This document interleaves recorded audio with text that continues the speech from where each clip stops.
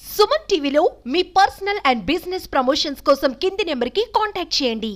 ఆ ఊరికి ఆంజనేయ స్వామి వచ్చాడు. గ్రామాన్ని విడిచిపెట్టి వెళ్ళలేక మళ్లీ తిరిగొచ్చాడు.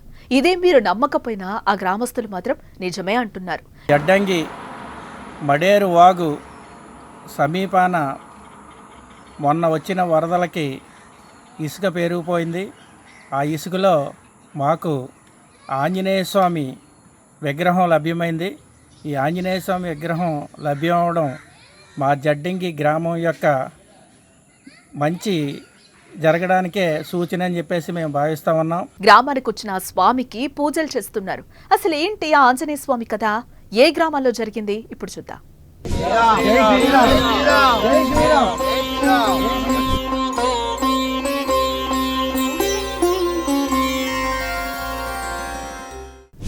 హిందూ దేవుళ్లలో ఆంజనేయ స్వామికి కూడా ఎంతో ప్రాధాన్యత ఉంది. రామ భక్తులు ఆంజనేయ స్వామిని భక్తితో కొలుస్తారు. అందుకే ఆ శ్రీరామమూర్తికి పరమ భక్తుడైన ఆంజనేయ స్వామి ఫోటో లేదా విగ్రహం లేని ఇల్లు అస్సలుండదు. ఆంజనేయ స్వామి ఆలయం లేని గ్రామం కూడా ఉండదు. అల్లూరి జిల్లాలో ఉన్న రాజవొమ్మంగి మండలం జడ్డంగి గ్రామంలో కూడా రహదారి పక్కన ఆ ఊరికి రక్షణగా ఓ ఆంజనేయ స్వామి విగ్రహం ఉండేది. గ్రామస్తులకు ఎలాంటి కష్టం వచ్చినా ఆ స్వామి తీరుస్తారని వారి నమ్మకం. ఎవరు ఊరు దాటి బయటకెళ్లినా ఆంజనేయ స్వామిని దండం పెట్టుకుని వెళ్లడం వారికి ఓ సెంటిమెంట్. అలాంటి గుడిని ఇటీవల హైవే పనులు నిమిత్తం తొలగించాల్సి వచ్చింది. దీంతో గ్రామస్తులంతా ఎన్నో రోజులుగా పూజిస్తున్న ఆంజనేయ స్వామి విగ్రహం రహదారిలో పోవడంతో చాలా బాధకు లోనయ్యారు. ఇలాంటి సమయంలో ఆ గ్రామంలో జరిగిన ఓ ఘటన ఆశ్చర్యానికి గురిచేసింది. అంతా ఒకసారి జై హనుమాన్ జై శ్రీరామ్ అంటూ నామస్మరణ చేసేలా చేసింది.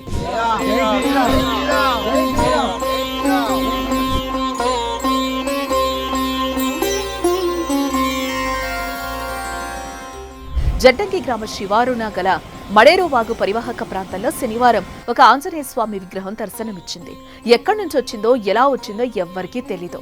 కానీ వాగు ఒడ్డున ఇసుకలో నిల్చొని గ్రామస్తులకు నేనున్నా అనే ధైర్యాన్ని ఇచ్చేలా బంగారు రంగులో మిలమిలా మెరిసిపోతూ విగ్రహం ప్రత్యక్షమైంది. వాగు ఒడ్డుకు వెళ్లిన ఓ వ్యక్తి మొదట విగ్రహాన్ని చూశాడు. ఒక్కసారిగా భయపడిపోయాడు. వెంటనే ఫోటో తీసి స్టేటస్ గా పెట్టాడు. అనంతరం గ్రామస్తులకు తెలిపాడు. నేను డైలీ వెళ్ళినట్టు కూడా సరదాగా డ్యామ్కి వెళ్ళానండి, ఆనకట్టుకి. అలాగే ఆనకట్టుకి వెళ్ళాను. అక్కడి నుంచి ఒక మెరుపులాగా అనిపించింది నాకు. ఏంటని దగ్గరికి వెళ్ళి చూస్తుంటే ఆంజనేయ స్వామి విగ్రహం నాకు కనిపించింది. చాలా భయం వేసింది. 5 నిమిషాలు కూడా నాకు కళ్ళు ఏమి అసలు ఆనలేదు. నాకు అంతలా భయం వేసేసింది.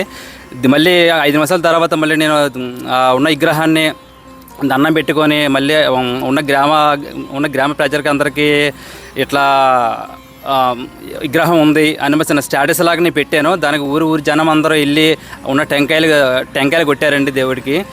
ఇక వాగు ఒడ్డున విగ్రహం ఉందని గ్రామస్తులు తండోపతండాలుగా అక్కడికి చేరుకుని పూజలు మొదలెట్టారు. పసుపు కుంకుమ పూజలతో హనుమంతుణ్ణి అలంకరించి భక్తి శ్రద్ధలతో కొలిచారు. కొబ్బరికాయలు కొట్టారు. ఆ ఆంజనేయ స్వామియే తిరిగి తమ గ్రామానికి వచ్చాడని భావిస్తున్నారు. తమను వదిలి వెళ్లిపోయిన ఆంజనేయ స్వామి విగ్రహం ఆ ప్రాంతానికి వచ్చిందని ఆనందంలో మునిగిపోయారు.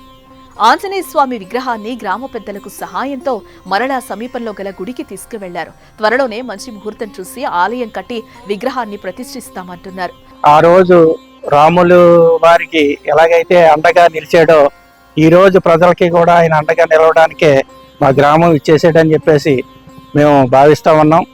అయితే అక్కడ ఉన్న ఆంజనేయ స్వామిని మేమంతా కూడా యువకులు కానీ మహిళలు కానీ తండోపతండాలుగా వచ్చి పూజించడం జరిగింది.